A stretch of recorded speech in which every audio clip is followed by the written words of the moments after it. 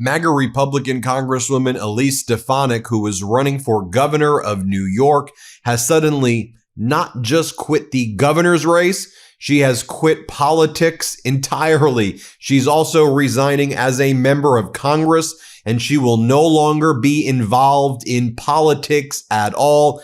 Everything Donald Trump touches dies. She was once viewed as a rising star within the Republican Party. She worked for George W. Bush in the 2000s. She went to Harvard. She was then a protege of Paul Ryan and Mitt Romney. When Donald Trump came into office during the first regime, she started more closely being an ally of him. She went all in on Donald Trump and MAGA. She was an election denier when Donald Trump lost in 2020. She started calling the January 6th insurrectionists hostages, and she went from being a moderate who was elected in New York's upstate area to now being a MAGA radical who turned her entire New York constituency against her. She became a loathed political figure, and she was even, for all of her loyalty, utterly disrespected by Donald Trump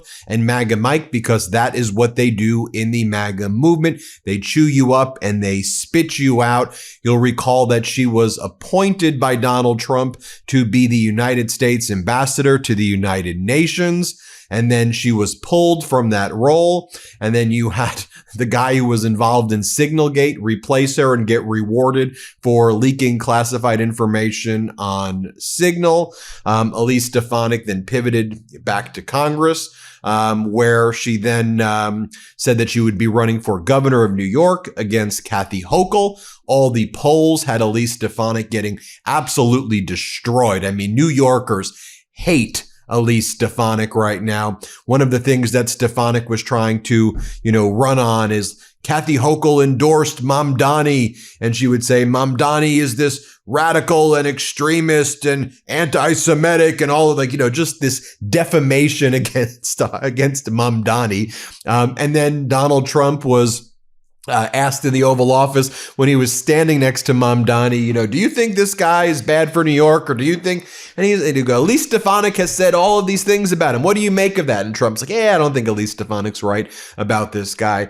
And so at every step of the way, for all of her loyalty and for all of her just totally throwing out any of what she claimed her principles to be in college and during the early days when she was a young leader in the conservative movement when that used to exist. Her career is trash. Her career is destroyed. She is done with politics. She is out. And I'll read for you her statement right now, and then I'll read Governor Hochul's statement, because Stefanik was going to be running against Hochul for the governorship of New York. Here's what Stefanik said. While spending precious time with my family this Christmas season, I've made the decision to suspend my campaign for governor and will not seek re-election to Congress. I did not come to this decision lightly for our family. I'm truly humbled and grateful for the historic, overwhelming support from Republicans, conservatives, independents, and Democrats all across the state for our campaign to save New York. That's not really what the polls were showing. The latest Siena Research poll had you down by 20 points to Governor Hochul, but go on. She goes on to say, thank you to my dedicated staff. It's been an incredible professional honor. She goes, as we've seen in past elections, while we would have overwhelmingly won this primary, it's not an effective use of our time or your generous resources to spend the first half of next year in an unnecessary and protracted Republican primary. She goes on to say, I'm proud of the significant results we've delivered. Thank you for your support and encouragement as my family and I look forward to the next meaningful personal and professional chapter. Now, going back probably into her family's business. And see you later. Bye-bye. You played yourself. You destroyed your career by giving up any of your principles to just do whatever Donald Trump wanted. And Trump and MAGA chewed you up and spit you out and treated you like crap after all the loyalty you showed them. Your legacy is that of a disgrace. Your legacy is of a pathetic loser.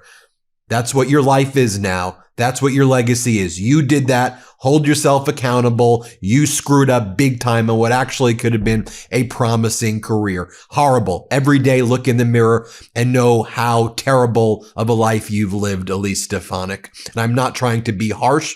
She's just an awful human being, and I'll come with some receipts shortly.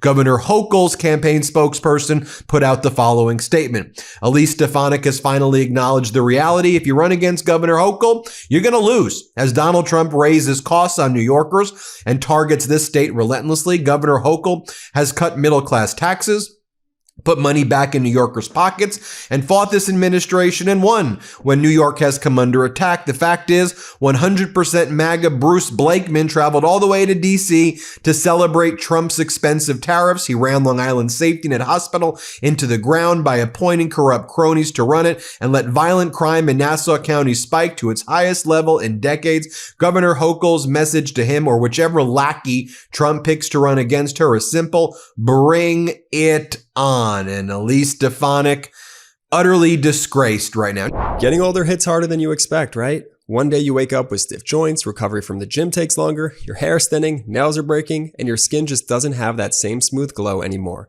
That's where Bubs Naturals collagen peptides come in. Starting in your mid-20s, your body naturally produces less collagen every single year. And collagen is the protein that holds everything together. It's literally the glue of your body.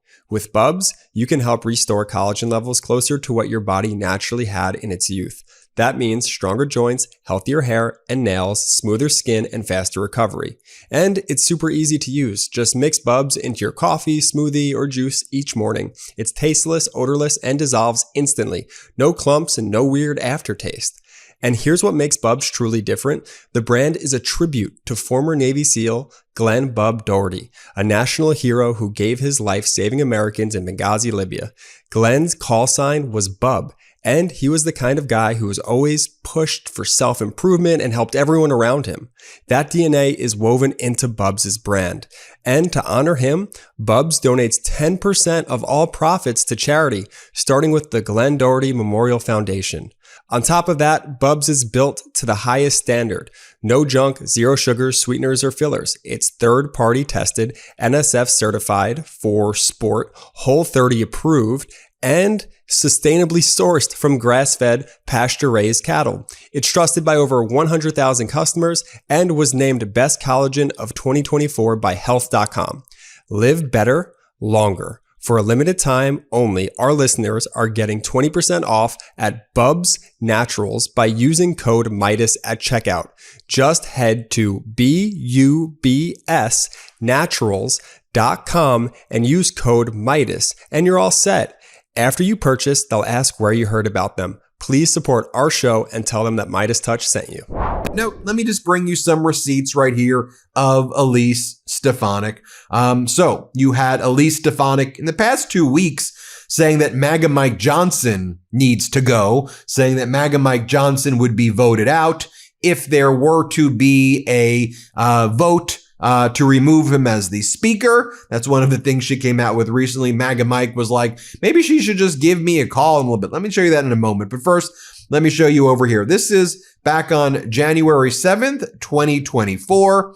Elise Stefanik referred to the January 6th insurrectionists as the hostages. She called them the hostages. Here, play this clip. On the issue of election integrity, though, as you know, Trump took his case to court more than 60 times that there was fraud. He didn't win. But I want to get back to this key question. Do you still think it was a tragic day? Do you think that the people who stormed the Capitol should be held responsible to the full extent of the law? I have concerns about the treatment of January 6 hostages. I have concerns. We have a role in Congress of oversight over our treatments of prisoners.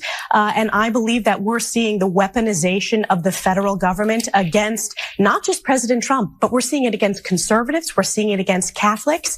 And that's one of the reasons why I'm so proud to serve on the Select Committee on the Weaponization of the Government, because the American people want answers. They want transparency, and they understand that as you look across this country, there seems to be two sets of rules. If your last name is Clinton or it's Biden, you get to live by a different set of rules than if you're an everyday patriotic American. Now, when Elise Stefanik was potentially going through that confirmation process to be the United States ambassador to the United Nations, which her nomination was withdrawn by Donald Trump. Senator Van Hollen asked her a question. Should Israel have a biblical right to take over all of the West Bank, to just seize it? Here's what she said. Play this clip. Rarely surprised by answers in my office, but I did ask you whether you subscribe to the views of Finance Minister Smotrich. Who? I'm sorry, Smotrich. This is the Israeli Finance Minister Smotrich and the former National Security Minister Ben Gvir, who believe that Israel has a biblical right to the entire West Bank. And in that conversation, you told me that, yes, you shared that view. Is that your view today? Yes. Okay. I think when it comes to this very difficult issue, if the president is going to succeed at bringing peace and stability to the Middle East, we're going to have to look at the UN Security Council resolutions, not just the ones on Lebanon, which we should enforce, but other UN Security Council resolutions. And it's going to be very difficult to achieve that if you continue to hold the view that you just expressed. When she was auditioning to be Donald Trump's VP and he ultimately passed her over to pick J.D. Vance, she was asked, had you been vice president on January 6th, what would you have done? Here, play this clip. And let's talk about the vice presidency, because you just said that you would be willing to serve in a Trump administration. Had you been vice president on January 6th, 2021, what would you have done? I stood up for the Constitution. I believe it was what would you have done if you were vice president? I would not have done what Mike Pence did. I don't think that was the right approach. I specifically stand by what I said on the House floor, and I stand by my statement, which was there was unconstitutional overreach. There was unconstitutional overreach in states like Pennsylvania, and I think it's very important that we continue to stand up for the Constitution and have legal and secure elections, which we did not have in 2020. And the tens of millions of Americans agree with me, Caitlin. Well, I would say the Supreme Court in the state of Pennsylvania said that Republican passed changes to their law was constitutional. And Donald Trump didn't even know how to pronounce her name. Here, play this clip right here. How good did Elise Stefanik do? And here is what Mike Johnson had to say about her when she was saying that he needs to go, but she was the one who ended up going. Play this clip. I don't exactly know why Elise won't just call me. I texted her yesterday. She's upset one of her provisions is not being made, I think, into the NDAA. I explained to her on a text message, as soon as I heard this yesterday. I was campaigning in Tennessee, and I wrote her, I said, what are you talking about? This hasn't even made it to my level. The way regular order works is, and I think she should know this, we'll be talking about it, I'm sure, today. The way this works is that it has to go through committees of jurisdiction if it will be attached to the NDAA. And this provision that she's working on, I think, is under the jurisdiction of judiciary. And so there's a four corners engagement and agreement that's required. You all know how this works. The two chairs and the two ranking members of the committees of jurisdiction, which would be judiciary and the House and Senate, all have to agree, or at least 3 out of 4 have to agree. It's typically unanimous to make sure that it makes it onto the bill. Well, in this case, I found out last night, this wasn't even on my radar, that apparently didn't happen. I haven't even talked to those chairmen. I haven't had time because I got in late last night. But apparently those four, the two chairs and the two rankers in both chambers did not agree. And so that provision was dropped out of the NDAA. It doesn't mean it can't become law or even that is a final decision. Now, finally, I'll show you this clip where Donald Trump was with Mamdani and he was asked about Elise Stefanik, saying that Mamdani is like a jihadist or whatever the hell she would say, right? The New York Post would run her headlines, right? Like New York Post would be like, she says that he's an anti-Semite terrorist. And so Trump was asked that. And then Trump threw her under a bus again. Trump gloated in throwing her under the bus. Here, let's play this clip right here. Mr. President, Republican Elise Stefanik has campaigned multiple times by calling Zohran Mamdani a jihadist. Do you think you're standing next to a jihadist right now in the Oval Office? No, I don't, but she's out there campaigning and you say things sometimes in a campaign. Isn't that sort of she's a very capable person. But you really have to ask her about that. But I don't particularly. I think I met with a man who's a very rational person. I met with a man who really wants to see New York be great again. And I can say again, because New York was great. Also, by the way, folks, you had another our major Republican figure resign. Republican Senator Cynthia Loomis of Wyoming will not run for re-election in 2016, right? It's like the rats are leaving the ship, right? The rats are fleeing the ship. Here's what Loomis had to say. It's been an incredible honor to represent Wyoming in the U.S. Senate and throughout my time here. Wyoming has been my one and only priority. Really? Because you seem to have screwed the farmers pretty badly. Donald Trump's tariffs against the world have been an absolute disaster. You ripped away people's health care. What do you like about the people of Wyoming? Torturing them? Okay. What a blessing to serve. What a blessing. I decided not to run. That doesn't represent a change of heart for me, but it's exhausting. I've come to accept that I do not have 6 more years in me. I am a devout legislator, but I feel like a sprinter in a marathon. The energy required doesn't match up. The energy required doesn't match up. That's one way of saying that the rat is fleeing the ship. There you have it, folks. Bye-bye, Loomis. Bye-bye, Stefanik. I'm sure I'll be reporting on more of these losers leaving soon, and they deserve it. They've caused such harm to the American people, and their life legacy will be that of shame. Shame on you. Hit subscribe. Let's get to 6 million, and thanks for watching. Love this video? Support independent media and unlock exclusive content, ad-free videos, and custom emojis by becoming a paid member of our YouTube channel today. You can also gift memberships to others. Let's keep growing together.